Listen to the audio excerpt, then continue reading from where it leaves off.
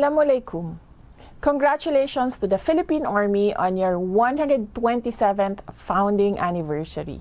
The theme, Matatag na Hukbong Katihan para sa Bagong Pilipinas, manifests the bravery, dedication, and strength of your service to our nation. It resonates deeply with our strong commitment to enhancing the capabilities and readiness of our armed forces towards the attainment of our shared aspirations and common destiny.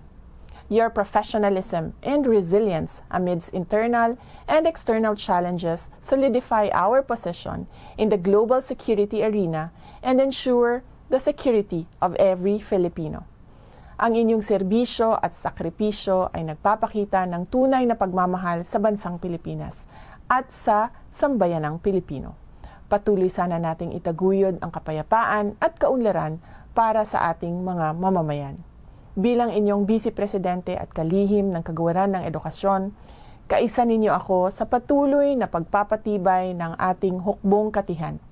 Patuloy kong susuportahan ang ating mga programang naglalayong palakasin ang ating depensa at tiyakin ang seguridad ng ating Estado.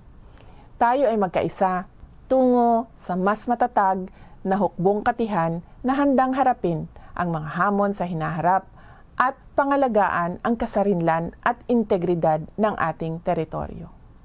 Mga kababayan, patuloy tayong maging matatag tungo sa pagtaguyod ng isang bansang makabata at mga batang makabansa. Ang lahat ng ginagawa natin ay para sa Diyos, sa bayan at bawat pamilyang Pilipino. Syukran.